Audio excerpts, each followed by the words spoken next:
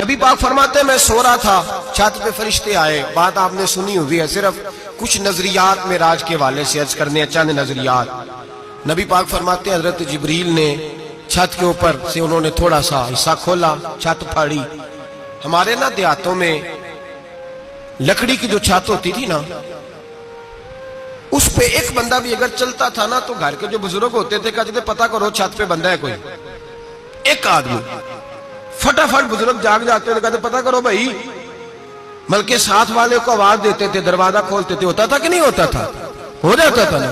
او بھائی 1.5 پونے 2 لاکھ بندہ چھت پہ چلے، اللہ کے رسول فرما رہے میں سو رہا ہوں، چھت پھاڑ دی، حضرت جبریل آ گئے، نبی پاک صلی اللہ علیہ وسلم کے پاس 70 ہزار فرشتہ ساتھ ہے، آ کے کھڑے ہو گئے، میکائیل سے اسرافیل سے مشورہ کر رہے ہیں حضور کو کیسے جگائیں۔ نبی پاک فرماتے ہیں میں سو رہا ہوں، حالانکہ بخاری میں لفظ ہے، نبی پاک فرماتے ہیں میری آنکھیں سوتی ہیں، دل تو میرا ہر وقت جاگتا رہتا ہے۔ نبی کریم سید عالم صلی اللہ تعالی علیہ وسلم فرماتے ہیں میں سویا رہا، اب حضور آرام کہاں کر رہے تھے؟ زمین پہ۔ آرام کہاں کر رہے تھے؟ حضور علیہ السلام زمین پہ آرام کر رہے تھے، جناب جبریل جھکے، کتنا جھکے کہ حضور کے قدم ہی چوم لیے، نبی پاک کے قدم، تو کتنا جھکے ہوں گے جی؟ رکوع تک جی؟ میں نہیں دی گل کی سجدے دی، تساں کیتی جے، فتویٰ لگا تواڈے تے لگنا جی۔ کہاں تک لگی؟ کہاں تک جھکے؟ اعلیٰ حضرت کہتے ہیں حضرت جبریل نے سجدہ نہیں کیا نبی پاک۔ میرے اعلیٰ حضرت کا کمال یہ ہے کہ شریعت بھی بچ جاتی ہے اور عشق کو بھی پورا سکون مل جاتا ہے۔ اعلیٰ حضرت فرماتے ہیں جناب جبریل نے سر پہ تاج پہنا تھا اور تاج میں موتی لگے ہوئے تھے، وہ موتی نبی پاک کو سجدہ کرنے لگ گئے، وہ موتی نبی پاک کو دیکھیں، فاضل بریلوی کے قلم کا حسن، فرمانے لگے تاج روح القدس کے موتی جنہیں سجدہ کرے، تاج روح القدس کے حضرت جبریل کے سر کے تاج پہ جو موتی ہیں وہ نبی پاک کو سجدہ کر رہے ہیں۔ نبی کریم یہاں کوئی بندہ، اب تو خیر لوگ ہاتھ بھی کسی کے چومتے ہیں تو خود نہیں اوپر ہوتے، ہاتھ ہی اوپر کر لیتے ہیں، اب تو مزاج ہی بدل گیا ہے۔ فرمایا رسول کریم صلی اللہ تعالی علیہ وسلم کے لیے جبریل جھکے تو پیروں تک، اور نبی پاک علیہ السلام کے قدم چومے حضرت جبریل نے، حضور جاگے، اٹھایا نبی کریم کو اور کہا یا رسول اللہ، رب آپ کی ملاقات کا شوق رکھتا ہے، اللہ آپ کی ملاقات کا شوق رکھتا ہے۔ حضور فرماتے ہیں مجھے اٹھا کے تو جبریل حتیم میں لے گئے، اور پھر یہ بخاری کے لفظ ہے، فرمایا یہاں گلے سے لے کر ناف تک میرا سینہ کھولا، میرا دل نکالا، آب زمزم میں رکھا، اس لیے نہیں کہ نبی پاک کے دل کو برکت حاصل ہو جائے، اس لیے کہ آب زمزم کو برکت حاصل ہو جائے۔ امتی رج رج کے پیئے کہ یہ وہ والا زمزم ہے جس نے ہمارے مصطفیٰ کے قلب اطہر کو چوما ہوا ہے۔ نبی پاک صلی اللہ علیہ وسلم فرماتے ہیں میرے سامنے کھولا اور میں دیکھتا بھی رہا، دل کھل گیا، سینہ کھل گیا اور میں دیکھتا بھی رہا، اور نبی پاک فرماتے ہیں خون بھی نہیں نکلا، اس لیے کہ حضور کی حقیقت نور ہے، نبی پاک کی حقیقت نور ہے، ورنہ بشر کے، حضور اگر صرف بشر ہوتے تو کٹ بھی لگے تو خون نکل آتا ہے۔ میرے رسول کریم سید عالم صلی اللہ علیہ وسلم فرماتے ہیں پھر جبریل امین مجھے براق پہ بٹھانے لگے، خچر سے چھوٹا تھا، گدھے سے بڑا تھا، اور بجلیوں کا بنا ہوا تھا، جہاں اس کی نظر جاتی تھی وہاں اس کا قدم جاتا تھا۔ نبی کریم فرماتے ہیں مجھے بٹھانے لگے تو میں رک گیا، میں نے کہا میں نہیں بیٹھتا۔ یا رسول اللہ کیا ہوا؟ فرمایا اللہ فرماتا ہے یوم نسوق المجرمین الی جہنم وردا، جب آپ کے امتی نکلیں گے قبروں سے تو ڈنڈے مار مار کے لے جائے جائیں گے، پہلے رب میرے ساتھ وعدہ کرے کہ جب میرے غلام قبروں سے نکلیں گے تو انہیں بھی براق عطا کرے گا، پہلے وعدہ کرے۔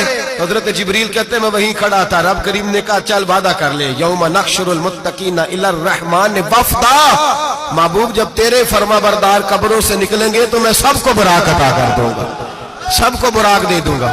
نبی کریم فرماتے ہیں میں براق پہ بیٹھا، سفر شروع ہوا، نبی رحمت علیہ السلام فرماتے ہیں میں گزرا، یہ بات آپ نے سنی ہوئی ہے پر بیان کرنے بھی بڑی ضروری ہے، مررت علی الموسیٰ فہو یصلی فی قبرہ رواہ مسلم۔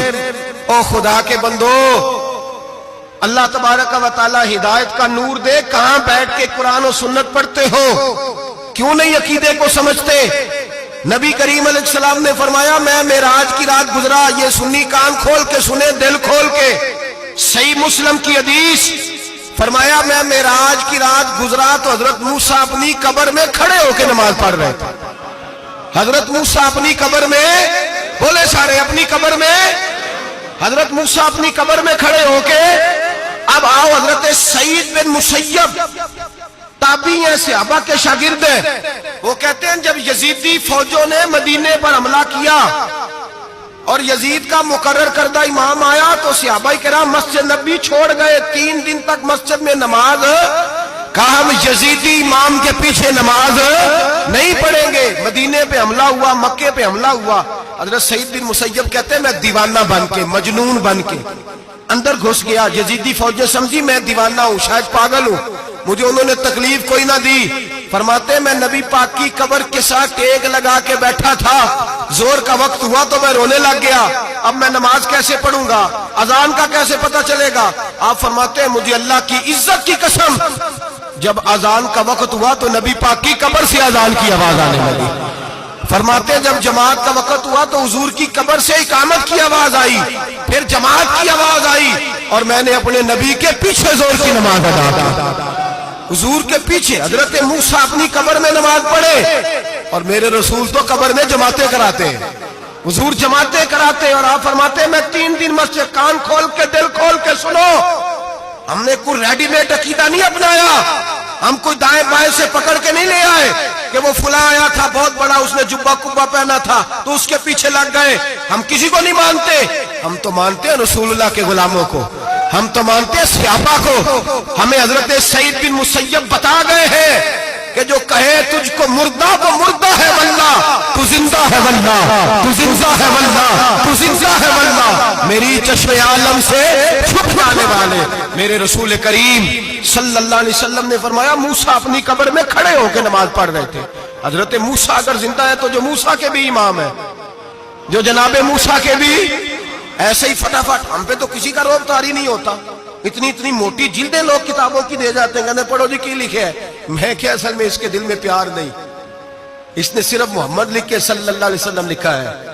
یہ تھوڑی دیر بیٹھتا بریلی کے امام کے پاس تو اسے بتاتے ہیں حضرت محمد نے لکھنا چاہیے, لکھنا چاہیے امام الانبیاء, سرور کون و مکان, تاجدار حال عطا, لکھنا چاہیے مشکل کشا, حاجت روا, حبیب خدا محمد مصطفیٰ صلی اللہ. تمہیں تو نام نہیں ڈھنگ سے لکھنا آتا, تم مصطفیٰ کی بات کیا کرو گے, تمہیں کیا خبر.